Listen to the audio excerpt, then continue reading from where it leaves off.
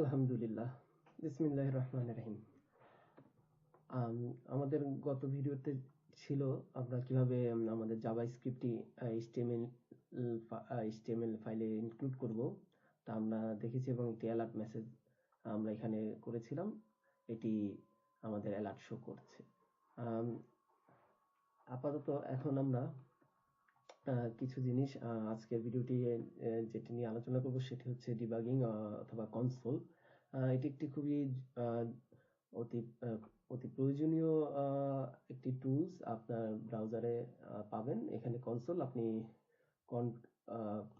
যদি আপনি Google Chrome ব্যবহার করেন তাহলে কন্ট্রোল শিফট জে ক্লিক করলে এটি চলে আসবে।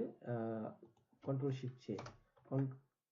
আর আপনি যদি ফায়ারফক্স ব্যবহার করেন তাহলে control shift K maybe something like that. আপনি গুগল করলে সার্চ করলে পাবেন শর্টকাট কি। অথবা আপনি রাইট বাটন ক্লিক করে ইন্সপেক্ট ক্লিক করলেই কন্ট্রোল শিফট আই এটিতে ক্লিক করলে আপনি এলিমেন্ট তারপর এই নিচে ডিবাগিং অপশনটি চলে আসবে, এখানে কনসোলটি পাবেন এবং শর্টকাট হচ্ছে কন্ট্রোল শিফট জে। এখন আপনি দেখেন এই কনসোলে আপনি জাস্ট একটি ইন্টারপ্রেটার, আপনি এখানে সবকিছুই করতে পারবেন। এই যেমন এই অ্যালার্ট মেসেজটি আপনি এখানে লিখতে পারেন, অ্যালার্ট 1। দেখুন আপনার কনসোলে আপনার অ্যালার্টটি চলে আসছে। যাই হোক,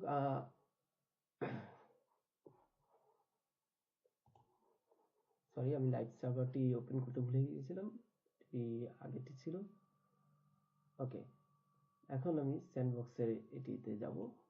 আমাদের চলে এসেছে আমাদের লাইভ সার্ভারটি এটাই। এখন আপনাকে যেটা দেখাচ্ছিলাম সেটা হচ্ছে অ্যালার্ট। এখানে আপনি কনসোল, শুধু অ্যালার্ট না, আপনি চাইলে এখান থেকে আপনি মাল্টিপ্লিকেশন যে কোনো কিছুই করতে পারবেন। দেখুন হচ্ছে 4 + 5 9 এবং আপনি ডকুমেন্ট, আপনার HTML এই ডকুমেন্টটি আপনি এখানে দেখতে পারবেন যে ডকুমেন্ট ইয়েস, এই ডকুমেন্ট উইন্ডোটি আপনি দিবেন তখন এই টোটাল ডকুমেন্টটি চলে আসবে। এই যে দেখুন আপনার HTML হেড বডি যা ছিল সব চলে এসেছে। আপনি এখন চাইলে আরেকটি মজার জিনিস সেটা হচ্ছে আমি বারবার বলে এসেছি যে আমি কোর্সটি ভ্যানিলা জেএস মানে উইদাউট jQuery ছাড়া আপনার কোয়েরি গুলো আমরা একদম ভ্যানিলা জেএস মানে জাভাস্ক্রিপ্ট দিয়ে আমরা করব। তো কিভাবে দেখুন, আমি আপনাকে কনসোলে আপনি সব ধরনের কমান্ডস যা আপনার দরকার জাভাস্ক্রিপ্টে সবই পাবেন। যেমন একটি উদাহরণ, ডকুমেন্ট ডট কোয়েরি সিলেক্টর আমাদের HTML এ একটি h1 এই h1 ট্যাগ h1 এলিমেন্ট আছে, আমরা এটিকে সিলেক্ট করব। জাস্ট এই কোয়েরি সিলেক্টর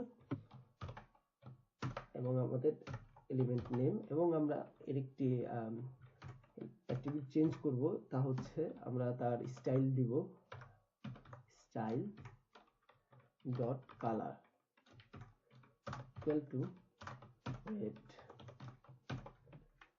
দেখুন আপনার এখন জাভাস্ক্রিপ্ট স্যান্ডবক্সে কালার হচ্ছে আপনার কালো, আমি এখন এটাকে লাল করব। দেখতে পেরেছেন যে পরিবর্তন হয়ে গিয়েছে। অবশ্যই আপনি যখন ব্রাউজার রিলোড করবেন তখন আর এই পরিবর্তনটি থাকবে না, সেজন্য আপনাকে এখান থেকে কোড করতে হবে। যাক এটি বিষয় না, অনেক কিছু আপনি আজকে যারা নতুন তারা অনেক কিছুই হয়তো বুঝতে পারবেন না, যেমন এই ডট অ্যাপেন্ড দিয়ে আপনার একটার পর একটা কমান্ড করা, এগুলো আস্তে আস্তে আমরা শিখতে পারবো এবং জানতে পারবো কিভাবে করে। জাস্ট আমি আপনাদেরকে একটু দেখানোর জন্য যে আপনি কনসোলে এগুলো করতে পারবেন। এটি একটি ডিবাগিং টুল, আপনি এটির মাধ্যমে আপনি ডিবাগ করতে পারবেন আপনার কোডকে। পরে আপনাকে ডিটেলস আমি ডিবাগিং সম্পর্কে আলোচনা করব বিস্তারিত। এখন আপাতত আমরা কনসোল লগ নিয়ে কিছু কথা বলি। ধরুন এই কথাকে করি, কনসোল লগ।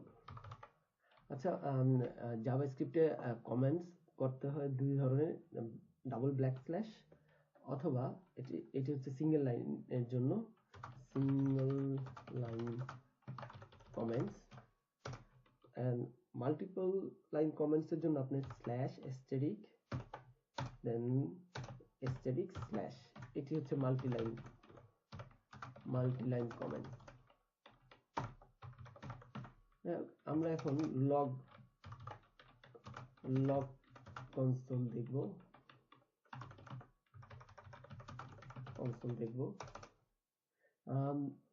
প্রথম কনসোল আমরা দেখি কনসোল ডট লগ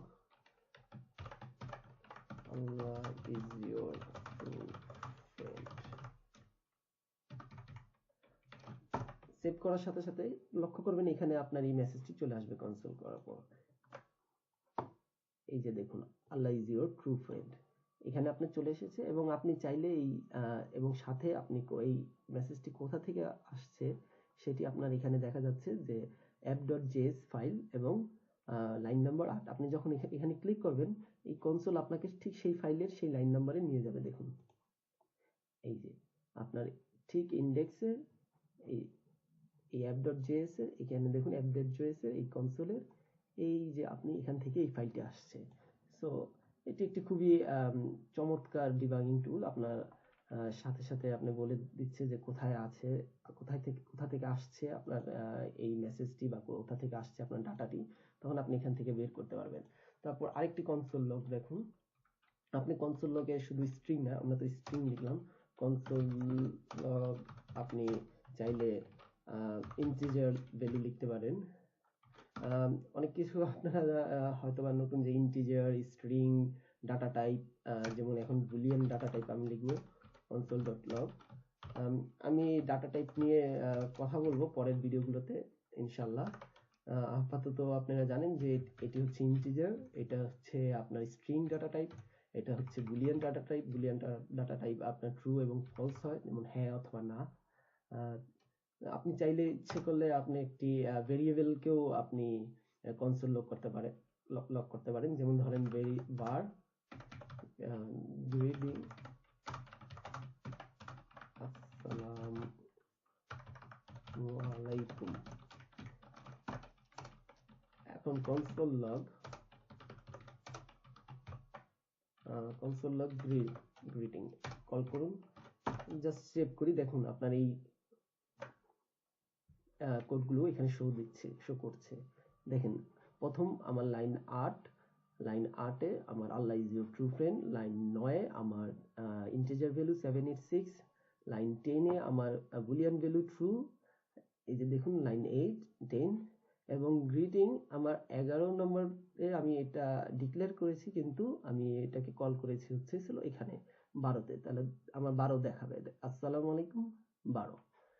সো এবং জাভাস্ক্রিপ্টের আরেকটি দিক হচ্ছে এটি মনে রাখবেন যে JavaScript line by line call করে, যেমন প্রথমে এই লাইনটি কল করবে, তারপর এটি কখনো 786 কে আগে কল করবে না, কারণ এটি লাইন বাই লাইন কল করে। আপনাকে প্রথমেই এই মেসেজটি দিবে, তারপর এই মেসেজটি দিবে, তারপর এইভাবে জাভাস্ক্রিপ্ট কাজ করে। এটা ফাংশন হোক, অবজেক্ট হোক, ক্লাস হোক, যে কোনো আমরা পরের ভিডিওগুলোতে দেখব। আরো কিছু লগ আপনি চাইলে করতে পারেন, যেমন console.log আরেকটি ডাটা টাইপ ধরুন হচ্ছে 1 2। আপনারা কি বলতে পারবেন এটি কি ধরনের ডাটা টাইপ? আচ্ছা যাই হোক, বলুন। ওকে, আমি বলছি এটি হচ্ছে একটি অ্যারে। কিছু কিছু প্রোগ্রামিং ল্যাঙ্গুয়েজে এগুলোকে লিস্টও বলা হয়, কিন্তু জাভাস্ক্রিপ্টে এটি একটি অ্যারে ডাটা টাইপ। আরেকটি ডাটা টাইপ ধরুন console.log অবজেক্ট ডাটা টাইপ।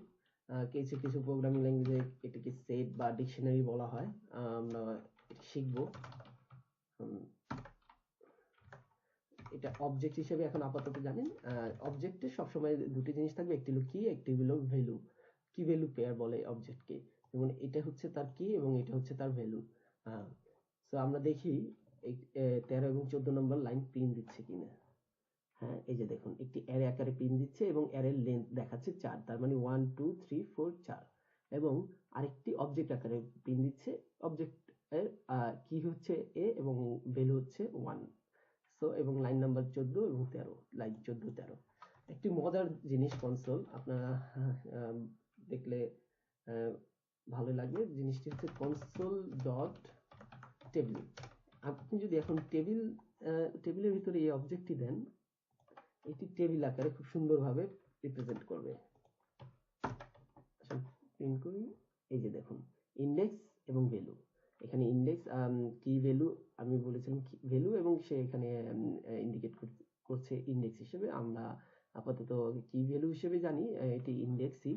দেখুন আমার এ এবং বি এবং 1 এবং 2 একটি টেবিল আকারে চমৎকার ভাবে রিপ্রেজেন্ট করছে এই object.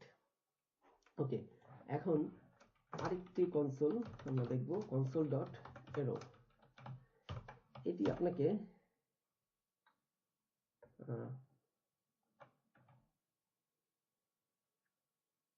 fitna is the error for you।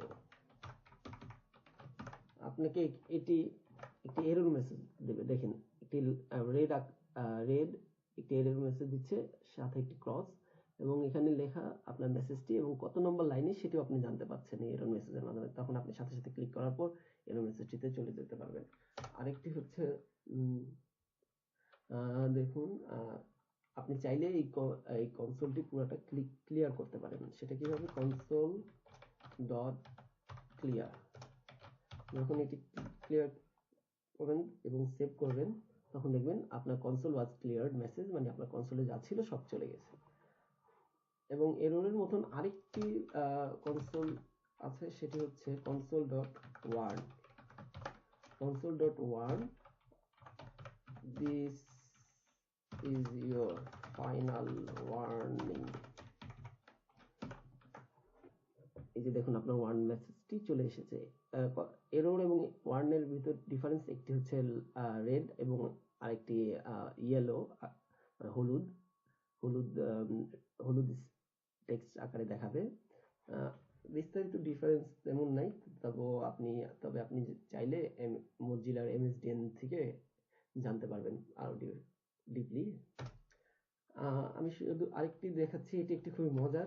আপনার একটি স্ক্রিপ্টে কত সময় লাগবে বা কত সময় লাগছে কম্পাইল বা রান হতে, আপনি সেটি কনসোলের আরেকটি অপশন দিয়ে দেখতে পারবেন। সেটি হচ্ছে কনসোল ডট টাইম। এখন আপনি এখানে একটি আইডেন্টিফায়ার সেট করবেন, স্টার্ট অথবা হ্যালো, হাই।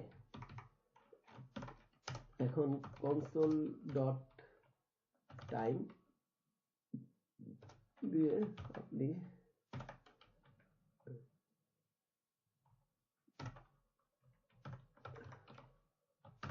জাগো বাংলাদেশ